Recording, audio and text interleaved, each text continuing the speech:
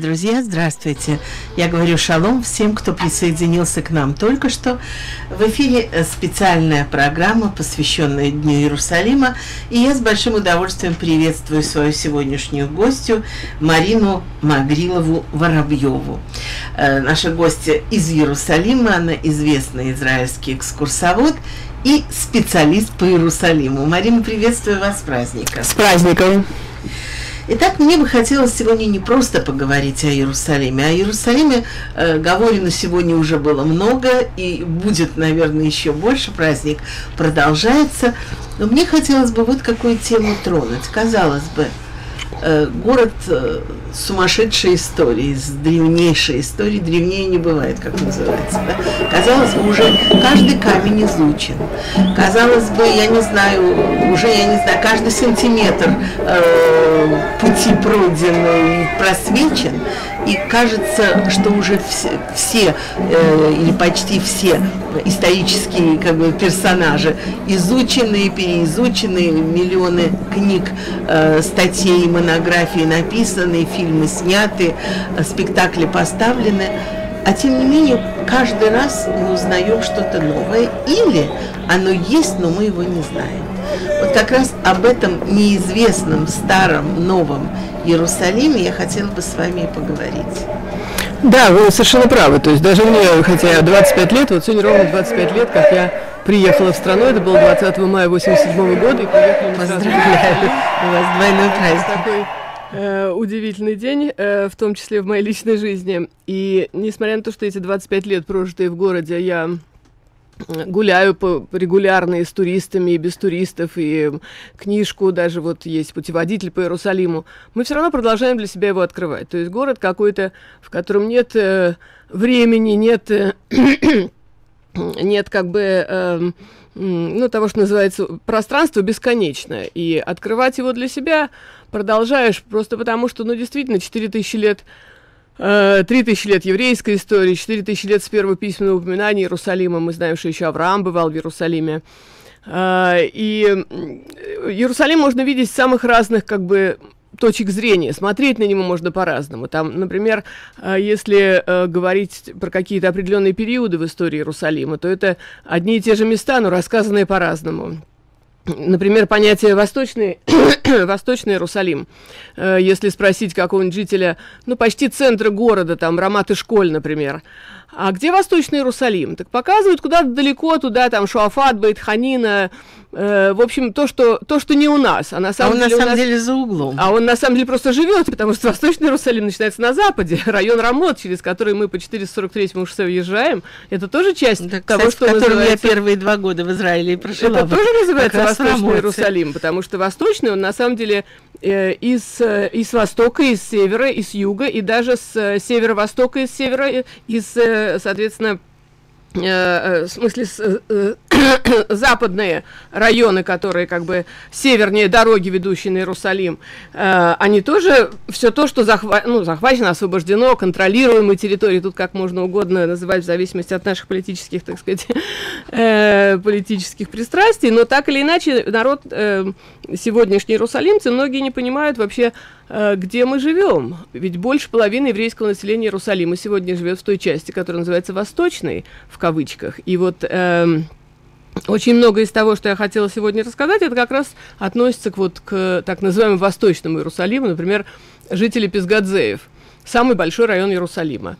Писгадзеев проезжают ежедневно мимо недостроенного дворца короля Хусейна, который возвышается прямо над районом. У меня есть подозрение, что он не будет достроен. Вы знаете, да, он начал его строить в 1963 году, и война 6-дневная ему помешала. А почему он начал его строить? Потому что там в течение 100 последних лет, до 1963 года, до начала строительства дворца, велись раскопки. И то, что раскопали там археологи, очень не нравилось Иорданскому королю, поскольку это первая столица Объединенного Еврейского царства, то, что называется Гиват-Шауль. То есть это вот тот самый царь Шауль, Саул, первый еврейский царь, это та самая Гива Биньяминова, где произошла история с неприятной такая с наложницей, когда у нас левит идет из Вифлеема на гору Ефраима, и он не хочет заходить в город необрезанных. На тот момент то, что называется Сион, то есть будущая столица царя Давида, это Евус, это город необрезанных, и он идет к себе туда, к своим, то есть он идет к Биньямину, на Гиву Биньямину, ну, дальше происходит некрасивая история с его наложницей, и все колена объединяются, чтобы отомстить городу Гива, объединяются, чтобы выдали жители Гива вот тех вот хулиганов, которые осквернили наложницу левита, и в итоге она умирает, эта наложница. И не хотят жители Гивы выдать виноватых. И в итоге происходит война всех колен против колена Биньямина, и Гива была разрушена полностью. Археологи точно подтверждают, что в XI веке до новой эры город полностью был стерт с лица земли. То есть вот эта вот археология, которая велась там 100 лет, она очень четко подтверждает библейские истории. А в дальнейшем сам наш первый еврейский царь Шауль, он переименовывает Гива Биньяминова, он из колена Биньямина, то есть это не просто Гива в наделе колена Биньямина, она называется теперь Гиват Шауль в честь первого царя Шауля. И все истории, связанные с Михаль, дочкой Шауля, на которой женится Давид, как Михаль спускает его из окна, потому что опасается, что отец Шауль, зная, что Давид будет следующим царем Израиля, и ревнуя к Давиду, хочет убить Давида. Там же история, соответственно, с Йонатаном и Давидом, когда Йонатан предупреждает Давида, что если он будет стрелять как бы дальше, чем его оруженосец, то, соответственно, Давиду нельзя возвращаться в новолуние. Как правило, собирались весь командный состав во дворце Шауля и обсуждали, ну, как бы дела ратные. И Давид, который не приходит на такое вот общее собрание, Шауль спрашивает, где он, а Йонатан предупредил Давида, что ему возвращаться нельзя, потому что отец собирается его убить. И вот эта вот история, когда Давид с южной стороны прячется с большим камнем. Можно даже попробовать найти на этой Гиве Биньяминовой тот большой камень, за которым прятался когда-то Давид. Ну, там много камней, гарантированно мы сказать не можем, но место это совершенно однозначно то самое. И это действительно подняться сегодня на крышу вот этого недостроенного дворца, причем король Хусейн хотел показать, кто в доме хозяин. Он приказал закрыть все раскопки, на этом месте поставить свой дворец. Но шестидневная война помешала этим планам, и сегодня такой вот достаточно монументальный, но недостроенный дворец, он возвышается прямо над кварталом Песгадзеев. И раскопки, которые проводились, они были, конечно, все не зря, потому что за 100 лет много всего нашли, и все то, что нашли, подтверждает библейские истории. И прямо оттуда же на соседнем, причем это внутри границ муниципальных Иерусалима, на соседнем холме, который называется Мицпе или Наби Самуэль, который возвышается прямо над районом Рамот. Это тоже отдельный совершенно город вот в истории древнего Израиля, на котором происходили очень важные для нации, для народа события. То есть еще до того, как Иерусалим становится столицей во времена царя Давида, и до того, как царь Саул делает столицей вот эту Гиву Биньяминову, в Мицпе собирались все колена Израиля, вот в частности, когда они идут на войну против Гивы, они там собираются. И в дальнейшем пророк Шмуэль, который помазал на царство 2 первых еврейских царей, он тоже собирает все колена в Мицпе, и там показывает им, кто же будет еврейский царь. То есть идет такая жеребьевка сначала между коленами, колено Биньямина, да, потом, соответственно, дом Киша, и вот представлен Шауль, первый еврейский царь. То есть помазание царя и представление его народу было в этом городе Мицпе. И в дальнейшем в этом Мицпе, который сегодня уникальное совершенно место, наверное, единственное место в мире, где одновременно молятся евреи и арабы. В одну дверь входят, то есть они молятся на разных этажах. Вот если войти в крепость, построенную на Наби Самуэль, так называемом, да, хотя это библейский город Мицпе, то в одну дверь входят и мусульмане, и евреи. Евреи спускаются к могиле Шмуэля, на как бы первый этаж, а на этаже, который прямо напротив входа, там мечеть. И так вот это вот более-менее мирно существует. Было еще такое место в Марата Махпела, вот до того, как его поделили на отдельно, да, синагогу и мечети. Так вот, возвращаясь к тому, что почему же это место настолько святое, когда-то царь Соломон, еще до того, как построить храм, он в Мицпе молился, и в Гивоне, который прямо рядом под Мицпе, библейский Гивон, он получает мудрость. То есть у царя он просит не богатства, не знатности, не власти, а мудрости. И получает он ее там. То есть Мицпе был главным городом до того, как Гива становится главным городом во времена царя Шауля. Потом Иерусалим становится главным городом во времена царя Давида. Соломон строит храмовую гору, и Иерусалим как бы побеждает в этом соревновании между высокими горами за первое и главное место. Но после разрушения Иерусалима, когда народ выгоняют в вавилонский плен, к Мицпе снова возвращается его прежнее значение, потому что Гедалия бен Ахикам, которого ставят вавилоняне во главе оставшегося еврейского народа, еврей Гедалия, он был убит вот как раз-таки в Мицпе, причем на Рош ха-Шана, и всех, кто остался в живых, поднявшие, так сказать, бунт, вот это убийство Рабина, да, евреи убивают евреев, это и в древности было. Евреи убили Гедалию, не согласные вот с этим, так сказать, провавилонским направлением, которое он представлял. Так вот, показывается на вершине горы Мицпе, показывается Аазиньяу, слуга царя, то есть это мы все в книжке Ирмияу читаем, Иеремии. И захваченные в плен остатки населения Мицпе, которые внизу, в Гивоне, под горой, они радуются, видя, что пришла помощь, понимают, что они будут сейчас освобождены, то есть их гонят к аммонитянам, в Амон, туда, в Заиордание. И освободившийся народ возвращается в Мицпе и спрашивает у Ирмияу, что же нам делать? Придут вавилоняне, убили не только Гедалию, весь вавилонский гарнизон перебит. И Ирмияу просит время подумать, сразу ответа он не получает, народ начинает двигаться в сторону Египта, остатки народа, опасаясь мести вавилонян, ну и уже на границе с Египтом Ирмияу говорит, нет, мы не должны уходить, мы должны оставаться, и тем не менее народ остановить уже нельзя, в общем, вся эта история так заканчивается. То есть Мицпе, опять же, был главным городом, когда кончается период первого храма. В период второго храма в Мицпе уже археологические раскопки показали, что жило достаточно много народу, порядка 1000 человек. И, например, во времена Маковеев, когда Иуда Маковей собирает все свое войско, он должен идти на главное решающее сражение. Первый раз регулярная армия выставлена против восставших евреев, армия Георгия. И именно в Мицпе собирается Маковей со всем своим войском и молится, потому что там в древности молились евреи, так написано в книге Маковеев, то есть Мицпе это был главный город, и в период, когда Иерусалима как такового евреи не имели, Мицпе рядом и являлся главным городом. Причем вот то, что я рассказываю, это все в муниципальных границах Иерусалима, это все, так сказать, наш Иерусалим, ну, конечно, вот и Мицпе, и Гива Биньяминова, они находятся в той части, которая до 1967 года, до воссоединения города, была у Иордании. Кроме этого, еще из таких очень малоизвестных мест, например, есть Кубур Бани Исраиле. Это могилы сынов Израиля. Если перевести дословно, это в самом низком месте,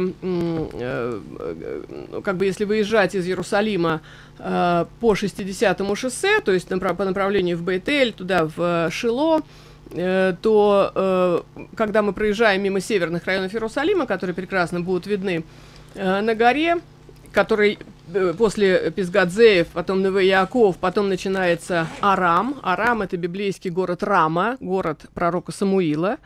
И в самом низком месте дороги можно остановить машину на окраине, на обочине дороги и перелезть через символический заборчик. Там огромные захоронения, которые там 30 метров длиной, там 5-6 метров шириной. И высота где-то 3-4 метра, то есть 2 примерно роста человека, причем там их несколько захоронений, но, как показали археологи, центральное захоронение относится еще к периоду праотцев. И само название Кубур Бани Исраили, которое по-арабски звучит «и сохранило Исраили», потому что в период второго храма, например, Каср-эль-Егуд, уже мы в арабском варианте назывались Егуд, то есть от колена Иуды, в основном вернулось колено Иуды из Вавилонского плена. А вот это вот Исраили свидетельствует о древности этих могил. Ну и одно из предположений, что это, вероятно, могила Рахели, которая умирает по дороге. А та могила Рахели, которую мы знаем на въезде в Бейт-Лехем, она не подходит под библейские описания, например, когда к пророку Шмуэлю приходит Шауль и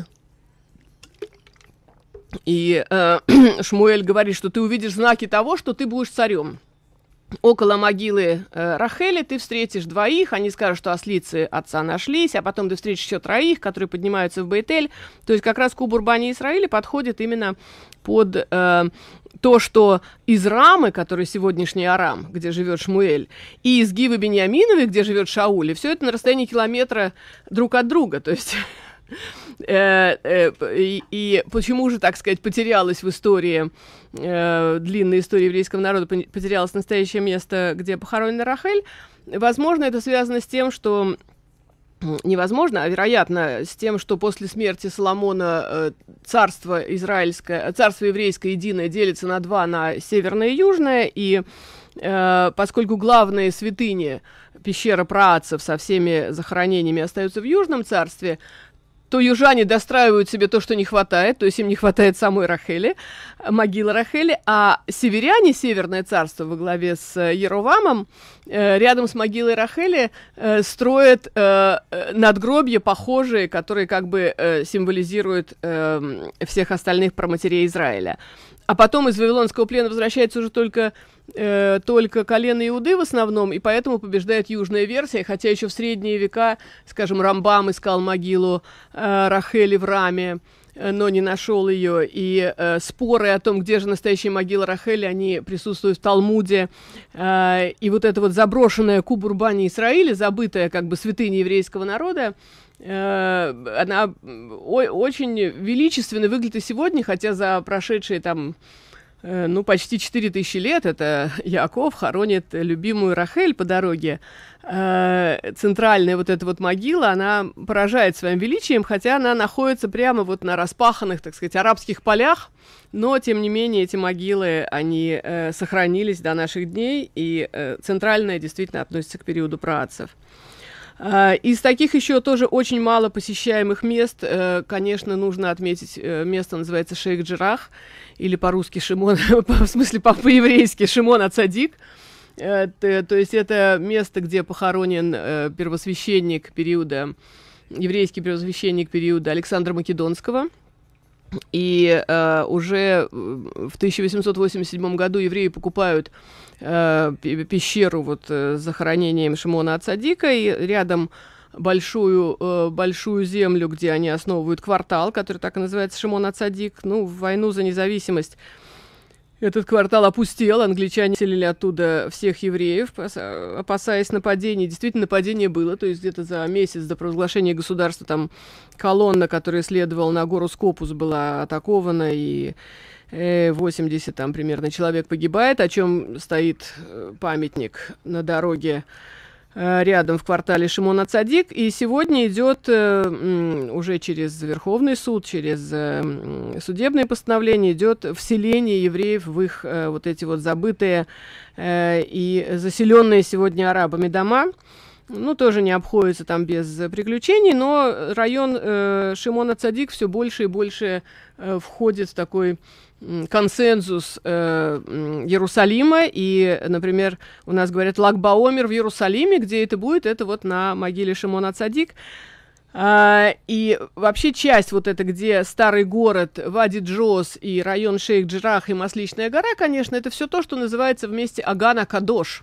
То есть, как бы, святыни, главные святыни. И если взять пропорционально количество людей, которые еврейских, которые живут в этой части города, то у нас там всего 4%, к сожалению. И когда наши даже, в общем, относительно правые партии говорят, что раздел Иерусалима — это арабам арабское, евреям еврейское, то мы забываем, что вся святая часть Иерусалима, там всего 4% евреев. То есть это вообще с тех пор, как построили забор безопасности, я мимо него регулярно езжу, ситуация в городе сильно ухудшилась, потому что арабское население предпочитает жить в еврейской части. Еврейское население от арабских соседей бежит.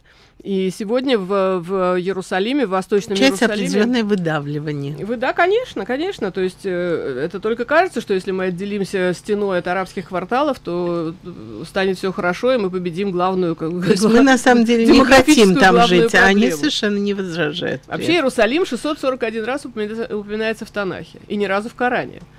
И Иерусалим на протяжении 1000 лет был столицей еврейского государства, и никогда ни у какого другого народа Иерусалим не был столицей. Только у евреев Иерусалим, вспомним, сколько раз мы говорим «Шана Баби Рушалаем», да, на все праздники, и молимся мы направление на Иерусалим, и стакан разбиваем под хупой, опять же, все по тому же поводу, нет храма. Вообще Иерусалим, вот в еврейской традиции нет ему равного, и любой житель, любой побывавший в Иерусалиме видит и чувствует этот вечный свет города, который, несмотря на пробки, несмотря на, так сказать, все то, что свойственно любому большому городу, у нас там 800 тысяч на сегодня, 800 тысяч, причем город делится как бы на 3 части. Сейчас я хочу закончить мысль о том, что вечный свет Иерусалима, он пробивается, и любой это чувствует, побывавший здесь. Сны снятся необычные в Иерусалиме, события с тобой происходят такие, которые, может, даже сразу не понимаешь, а потом понимаешь, зачем и почему это было. А то, что в городе больше 50% религиозного населения, то есть вот буквально статистика, которую я прочитала к Дню Иерусалима, на 801 тысячу жителей у нас 29% ортодоксы, 21% это религиозные сионисты и всего 19% светского населения. То есть как ни в одном другом городе Израиля такого вот 50% религиозного населения больше нет ни в одном городе. И из 800 тысяч живущих в Иерусалиме где-то 2/3 это еврейское население. И половина этого еврейского населения живет в Восточном Иерусалиме, то есть в той части, которую у нас пытаются отнять, причем это не только делают арабские страны, да, этим с удовольствием занимаются и самые разные западные страны, и те амутот, так называемые, да, которые там есть, которые бесплатно водят экскурсии по Иерусалиму, они их хорошо кормят. Видимо, разные пропалестинские европейские организации. И, конечно, нужно этому противостоять, потому что Иерусалим — это сердце страны, сердце народа, сердце всего, так сказать, то, что называется мифаль циони. То есть все рухнет, если разделить Иерусалим. Еще, конечно, очень интересно экскурсии, которые делает наша, не наша в смысле, а Амута и Мешкахех, то есть «Если забуду тебя, Иерусалим», это фраза из Псалма. Каждую пятницу проводятся экскурсии совершенно бесплатно на русском языке для всех тех, кто хочет больше узнать о Иерусалиме и побывать в тех местах, которые редко посещают. Например, на Масличной горе мы смотрим в квартале Рас-эль-Амуд живет, посещаемый там русскоязычная семья живет, и есть квартал в Маале-Зейтим, там же похоронены на кладбище на Масличной горе знаменитые евреи, там и Агнон, и Бегин там, и Раби Хацира, то есть, как говорит такая Шира Ганс, которая живет в доме на кладбище. Она говорит, у меня тут хорошие тихие соседи с одной стороны, и, соответственно, Рас-эль-Амуд со всеми его жителями, да, с другой стороны. Чувстве юмора не откажешь. Да. То есть вот такие вот экскурсии, которые показывают совершенно незнакомые и непосещаемые места в Иерусалиме, это можно посетить совершенно бесплатно по пятницам, причем забирают автобусом и из Тель-Авива в 8 утра, и из Иерусалима в 9 утра. То есть всем удобно подъехать к 8 утра на Таханат Ракевит, можно подъехать из любого города. И это, конечно, будет вклад в и противостояние тем пропалестинским разным организациям, которые тоже делают бесплатные экскурсии и, к сожалению, показывают все те же места, только совсем с другим контекстом. Кстати, вот Амута Имешкахех, она очень интересуется и ищет людей, нужных людей на русской улице, которые помогут с организацией таких туров и помогут в каждой в своем городе набирать людей на такие экскурсии. Автобус будет прислан, соответственно, за всеми этими желающими. То есть 30 человек, желающих из города, пожалуйста, Амута Имешкахех гарантирует прибытие автобуса. Хотела еще сегодня сказать, какие особенные события происходят в Иерусалиме по случаю Дня Иерусалима. В частности, в 3 часа на Геват ат-Тахмошет, на Арсенальном холме, где была главная битва за Иерусалим, собираются все ветераны и участники этой битвы, и можно туда зайти и пообщаться, и послушать, и поговорить, и вообще увидеть всех тех героев, которые 45 лет назад выиграли битву за Иерусалим. А в 5 часов там же на Геват ат-Тахмошет собирается весь цвет нации, все наше правительство, и там будет, конечно, торжественная часть. Самый большой флаг Израиля у нас на Арсенальном холме, на Геват ат-Тахмошет. Там сделали очень хороший новый фильм сейчас про то, как шло захват Иерусалима. И там сегодня будут главные праздники, а вечером со всех ворот городских пойдут к стене плача люди с флагами, с песнями и с танцами, и даже такой у нас Рикут Галим, то есть танцы с флагами будут около стены плача вечером, то есть все желающие могут поучаствовать в этом замечательном празднике. Вообще День Иерусалима, он, наверное, самый молодой из всех израильских праздников, ему всего 45 лет. И Иерусалим, он символизирует единство еврейского народа. То есть когда-то в войну за независимость мы не удержали Иерусалим, потому что Пальмах, Эцель, Агана и Лехи пытались взять старый город, и все с разных ворот, не слушая, не было как бы единого командования, и таким образом Иерусалим на 19 лет остается разделенным городом, к сожалению. И жизнь в разделенном городе очень хорошо описывает Узи Наркис в своей книжке «Иерусалим единственный». Это действительно удивительное совершенно время. Невозможно было понять даже, где проходит граница, потому что проведенная на карте карандашом толстая линия на территории, это было 40-60 метров, которая делила улицы пополам, делила дома пополам, и жизнь вот на этой вот границе, которую невозможно было защищать. Там были, конечно, и смешные случаи из истории вот этого разделенного города. И все это мы тоже с удовольствием рассказываем и о смешных в том числе случаях. Там челюсть у монашенки упала из Нотр-Дама, доставали эту челюсть, или туалет нужно было пристроить, так целая там комиссия по наблюдению от ООН исписала много разных заседаний, много часов прошло в заседании, записывали там все протоколы этих заседаний, много страниц ушло на обсуждение пристроенного туалета. Вообще, вы знаете, удивительно, в Иерусалиме ведь в 1967 году проходил День независимости. Это праздник, парад Дня независимости.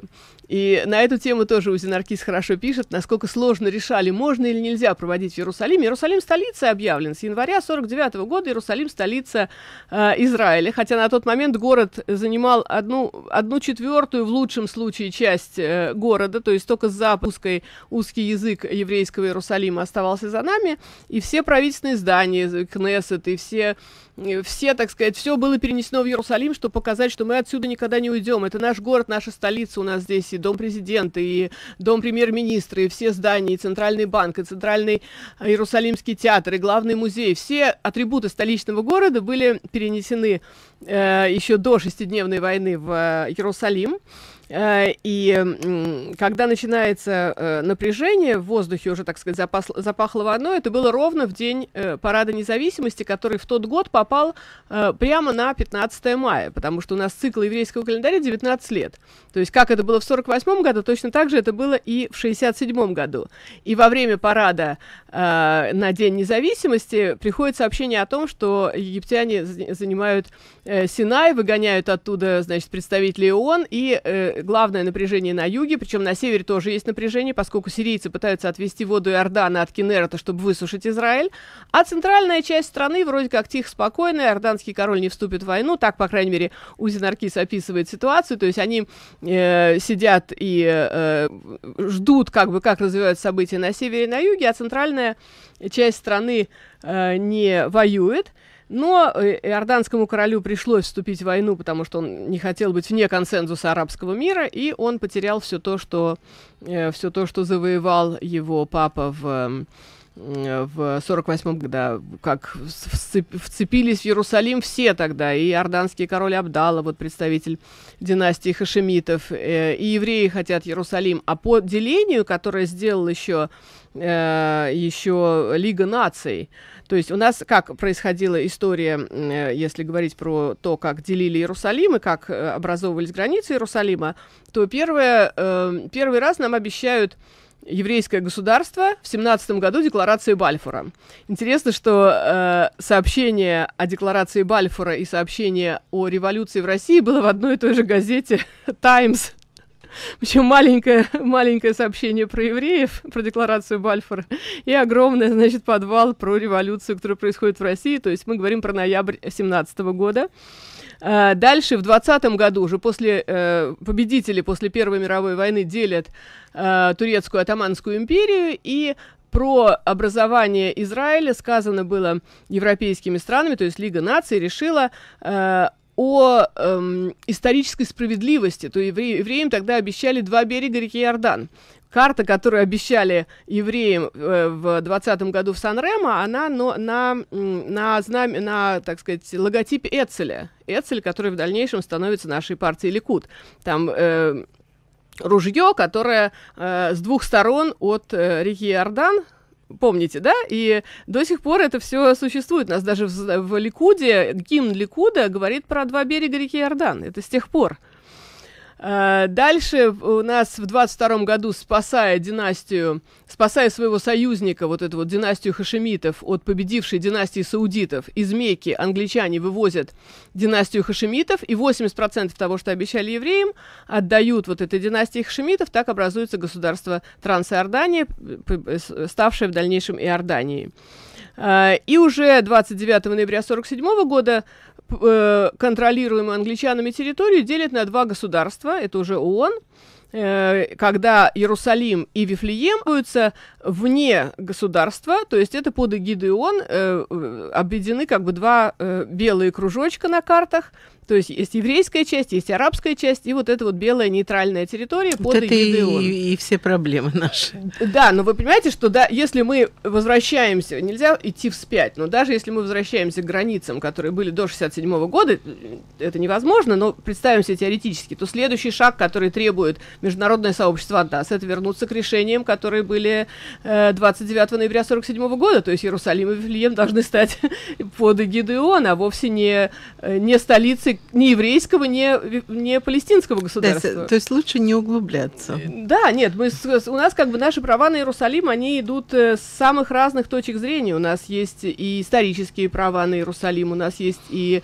вот эта вот международная законность, которую я сейчас так вот на одной ноге рассказала, да, и то, что происходит на местности, мы видим, что, например, с аэрофотосъемок, когда делали снимки там в 70-е годы, так арабское население буквально считанное вдоль вот этой центральной дороги працев, которая соединяла когда-то Беэр-Шеву со Шхемом, через Иерусалим, через, соответственно, там Бейт-Эль, Шило, дальше на юг до Шхема. А начиная с 90-х годов, то есть с процесса Осло, количество арабских строек и просто растет как грибы. Вот, например, когда стоишь на панораме, вот на недостроенном дворце короля Хусейна, то сплошная арабская застройка идет от Рамаллы до Вифлеема. Причем почему так возражает международная общественность на строительство, скажем, Ар-Хума, нового района, да, или район там Геват-Шломо?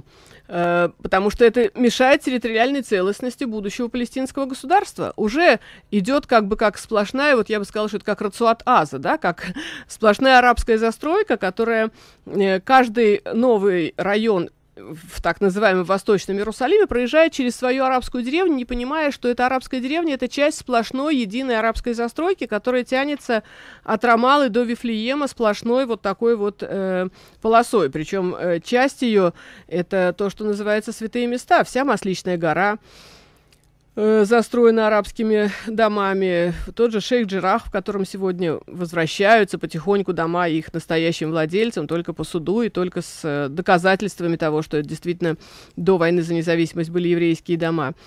В общем, ситуация в Иерусалиме, это мы просто не замечаем, насколько же активно сегодня идет борьба, битва за Иерусалим. Она идет ежедневно, и можно поучаствовать в этой битве тем, что поучаствовать вот в этих бесплатных экскурсиях, которые проводятся по пятницам.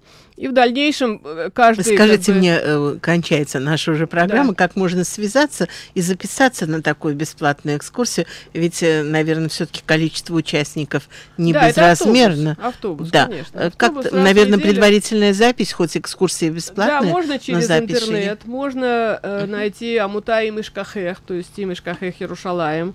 Можно через нашу компанию, но я как бы не называю, поскольку нельзя. Ну, понимаете, с интернетом нет никаких проблем. То есть у нас сейчас настолько все, можно набрать Марина Воробьева, и вы тоже так или иначе найдете все то, что ищете. Все понятно. Марина, я очень вам благодарна, что вы приехали к нам из самого Иерусалима сюда на эту передачу, в прямой эфир, в праздник. Вы знаете, когда-то эту песню услышал человек вполне определенных взглядов, и сказал, знаете, если до этой песни я еще сомневался, тут я понял, что отдавать его нельзя. Ну вот именно это цель этих экскурсий, вы понимаете, чтобы... Спасибо большое, Марина, спасибо и до новых встреч. Да здравствует Иерусалим.